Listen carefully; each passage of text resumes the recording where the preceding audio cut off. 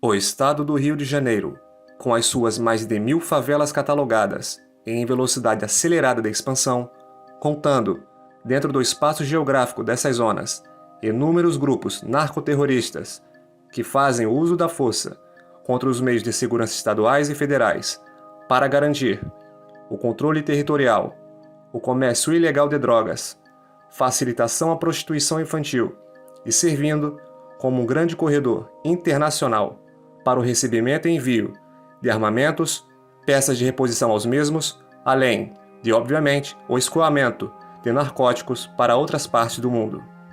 Com a inserção forçada, de maneira antinatural, ao longo de sucessivos anos, de uma cultura baseada em valores gramscistas no povo fluminense, por gestões passadas nas escalas estaduais e federais, com a colaboração direta de jornais, artistas, sociólogos, escritores, emissoras de televisão e políticos, de que o traficante é a verdadeira vítima do sistema perverso que criminaliza a pobreza.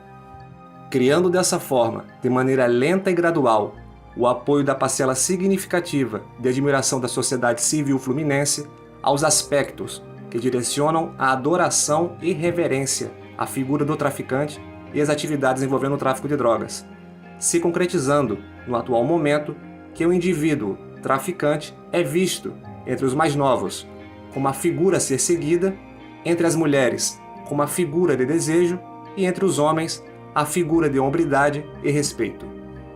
Através dessa gourmetização e poder, aplicam de maneira irrestrita, diariamente, a aplicação escalonada de terrorismo indiscriminado, seletivo e comunal, incorporam valores de identidade coletiva, desenvolvem a ideia de soberania de territórios e evoluem do conceito de facção para a guerrilha.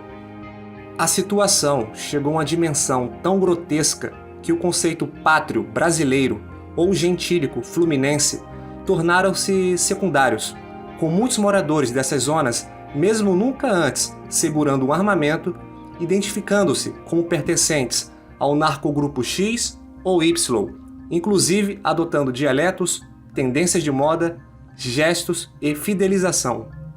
As ações cotidianas que ocorrem no estado do Rio de Janeiro seriam classificadas e condenadas com uma rápida e fulminante resposta em qualquer nação do planeta com políticas de segurança nacional minimamente sérias, como ações terroristas.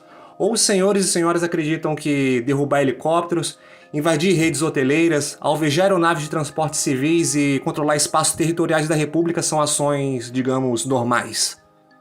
Situações essas que se intensificaram recentemente com as ações do Supremo Tribunal Federal em proibir as operações policiais nas favelas em virtude da pandemia de Covid, o que se refletiu em um aumento colossal, para não dizer estratosférico, das ações de guerrilha armada em todos os pontos do estado do Rio de Janeiro. Com isso em mente, caso esse vídeo chegue a algum dos ministros do STF como brasileiro e possuir a liberdade de questionamento crítico e de expressão, gostaria de realizar apenas 3 perguntas aos ministros, apenas 3. Perguntas essas que também parte da população gostaria de saber as respostas. Primeira pergunta: com quais embasamentos de caráter técnico no âmbito da segurança, inteligência e defesa, especificamente no Teatro de Operações do Estado do Rio de Janeiro, foi tomada essa medida?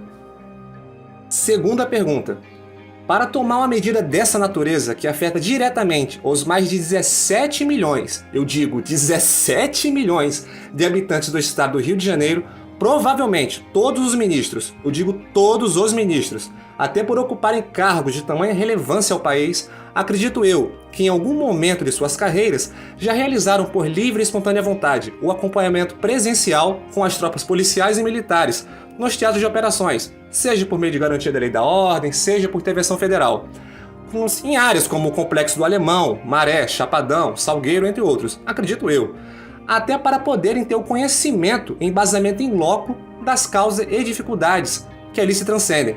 Se assim o fizeram, por que prosseguiram com tal medida? E caso nunca tenham feito, como possuem capacidade técnica mínima necessária para tomar uma ação do tipo? Terceira e última pergunta: para tomar essa medida, certamente, e por conta do tamanho do grau de estudo e profissionalismo dos senhores, acredito que certamente contactaram para orientações os militares Forças Especiais alocados no Centro de Instrução de Operações Especiais, os comandos anfíbios alocados no Batalhão Toneleiro e, obviamente, os policiais militares do BOPE. Afinal, toda essa triade está localizada no estado do Rio de Janeiro. Os senhores ministros contactaram, pediram orientações a essas unidades, afinal, elas respondem ao Estado do Rio e ao governo federal. Não me compreendam mal, senhores ministros, apenas gostaria de saber as razões técnicas envolvendo as esferas da segurança, inteligência e defesa. Além do mais, isso é um questionamento de homem para homens e não de homem para deuses, certo? Caros inscritos, guardem bem as minhas palavras. A situação real é, caso o Brasil não adote medidas sérias e severas no combate às narco-guerrilhas presentes no estado do Rio, em pouco menos de 4 anos, escutem bem, em pouco menos de 4 anos, iremos possuir algo em um nível equivalente ou superior às guerrilhas encontradas no México e na África Central. O Brasil necessitará fazer uso dos meios militares para prover a pacificação por meio da força, aos moldes como é realizado na Colômbia, no Peru e Equador. Não existe outra solução para o estado do Rio de Janeiro. Para levar o saneamento básico, realizar a desfavelização, realizar a apreensão de armas, drogas, pessoal, busca de foragidos e desaparecidos, além de recuperação dos finitos territórios, irá se fazer necessário o uso da força. Força e capacidade essa que os meios policiais estaduais não dispõem. Isso é uma realidade. Eu prefiro contar uma verdade amarga aos senhores ao invés de uma mentira doce, como em outros canais politicamente corretos. Aqui eu jamais vou ficar de cabeça baixa e ficar de rabo preso, com o temor de algo ou alguém. Para finalizar o pensamento de hoje, o Ministério da Defesa e o Ministério das Relações Exteriores, antes de pensar, planejar e cobiçar missões internacionais por meio da ONU para levar a pacificação a outras nações, que é algo muito honrável, diga-se de passagem, necessita levar a pacificação ao seu próprio povo.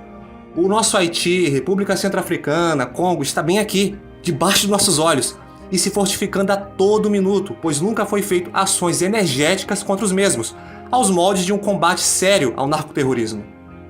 Bem, encerramos o vídeo reflexivo do dia de hoje. Peço gentilmente que se inscrevam, compartilhem e ativem o sininho de notificações.